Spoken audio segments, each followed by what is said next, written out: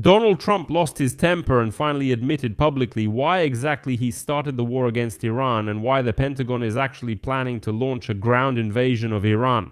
US President Donald Trump stated that he wants to seize oil in Iran and control its export just like in Venezuela after the abduction of President Nicolas Maduro. And for that, he needs teams from the US Army who will control the process of oil extraction and transportation on the ground. And for these same purposes, Trump wants to seize Khark Island, which provides 90% of Iran's oil exports. At the same time, the Washington Post writes that the Pentagon is developing a plan for a ground operation in Iran, designed to last at least several weeks, if not months. And here's what's interesting, we're not talking about a full-scale invasion, but about targeted raids by special forces and infantry, which are supposed to quickly and effectively seize the country's oil infrastructure. My name is Alex Ipecci. Let's discuss this topic together, but before we start, I ask you to subscribe to this channel, give it a like, and leave any comment below this video. If you want to support the work of this YouTube channel and consider the information here important and necessary, you can do so with any donation, paid subscription, or sponsorship. All the links and details are in the description of this video or in the pinned comment below this video. In addition, subscribe to my Telegram channel Pecci News. The link to it is in the description of this video. So, US President Donald Trump has finally publicly stated that he wants to seize oil in Iran and control its export just like in Venezuela after the president was abducted. And now, I'll quote him. Trump says, "Honestly, I like the option of taking over Iranian oil the most. But some foolish people in the US say, why are you doing this? But they are foolish people."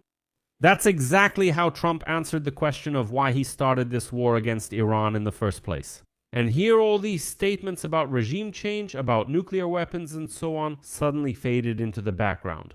Trump says it outright. Only stupid people don't understand that you can seize Iranian oil as a result of this war, and that this is the main reason. In an interview with the Financial Times, Trump also stated that American troops could take control of Khark Island, through which 90% of Iran's oil exports pass. Trump is confident that the US military will handle this very easily, since in his opinion Tehran does not have the forces to defend the strategic island.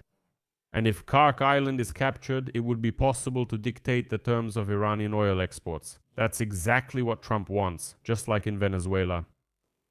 I should note here that after the operation to capture Nicolas Maduro in early January, Donald Trump announced that the new authorities in Venezuela would transfer between 30 and 50 million barrels of oil to the US.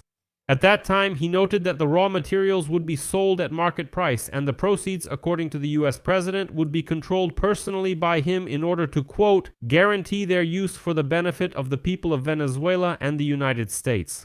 At the end of February, Trump stated that Caracas had transferred even more than 80 million barrels of oil to Washington. No one still knows where the money earned from the sale of this oil went. And now, plans for US investments in Venezuela's oil infrastructure are actively being developed. Sources told Axios that the US was already discussing the possibility of seizing Khark Island in the first days after the war against Iran began.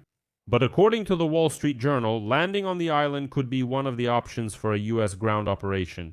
In turn, Iran has already prepared for a potential US invasion specifically on the island. In particular, Tehran has deployed additional troops, portable anti-aircraft missile systems, and anti-personnel and anti-tank mines to the island. The latter were installed along the coastline to prevent an American landing. Let me remind you that troops with armored vehicles are currently being deployed. The US command must be very concerned about Iran's preparations. This is according to former NATO Supreme Commander James Stavridis. And here is his quote. Iranians are smart and ruthless. They will do everything possible to inflict maximum losses on American troops, both on ships at sea and especially when ground forces find themselves on their sovereign territory. Pressure on Tehran can be applied through a naval blockade of Khark, which would make Iranian oil exports impossible, but at the same time eliminate the risks of an amphibious landing.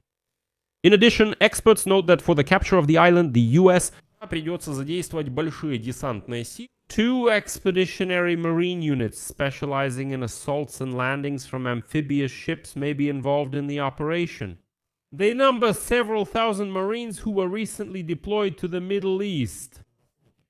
In addition, I remind you that about 1,000 soldiers from the 82nd Airborne Division of the U.S. Army will arrive in the region in the coming days. And now, the Washington Post reports that the Pentagon is developing a plan for a ground operation in Iran designed to last at least several weeks. According to sources in the Pentagon, the key scenario is the capture of Khark Island, through which 90% of the Islamic Republic's oil exports pass. Raids in the coastal areas of the Strait of Hormuz were also considered, with the aim of searching for and destroying weapons capable of targeting commercial and military vessels in the strait. In this way, the US could prevent Iran from blocking this maritime corridor, which accounts for 20% of the world's oil shipments. And then one of the officials said that achieving these goals would take weeks, while another estimated the potential time frame at a couple of months. Meanwhile, conflicting statements are coming from the White House regarding the next steps the US will take. Secretary of State Marco Rubio stated on March 27 that the war in Iran will not be prolonged and Americans can achieve all their goals without ground troops. In turn, White House Press Secretary Caroline Leavitt warned that if Tehran does not abandon its nuclear ambitions and stop threatening the US and its allies, Trump will unleash hell upon them. At the same time, she clarified that the Pentagon's task is to prepare for any scenarios and provide the commander-in-chief, that is, Trump, with maximum freedom of action. What matters is that on March 28, the amphibious assault ship USS Tripoli with 3,500 sailors and Marines has already arrived in the Middle East. Earlier, a group of 3 amphibious assault ships, USS Boxer, Portland, and Campstock, with troops from the 82nd Airborne Division was sent to the region. That's about another 4,000 military personnel. The cruiser USS New Orleans will join them soon. And later, the ship Dog Rushmore, which is currently based in Japan, will join them. The current US contingent in the Middle East already numbers 50,000 military personnel. And now it's quite likely that the whole war will come down to a struggle for access to Iranian oil. I'll leave it at that. Share your opinions and conclusions in the comments below this episode. Subscribe to the channel, hit the bell, and don't forget to like. Follow my Telegram channel as well. The link is in this video's description. And if you want to support the work of this YouTube channel, you can do so through donations or a paid subscription using the links and details in the video description or by scanning the QR code on your screen. That's all for now. Take care of yourselves. Goodbye, everyone.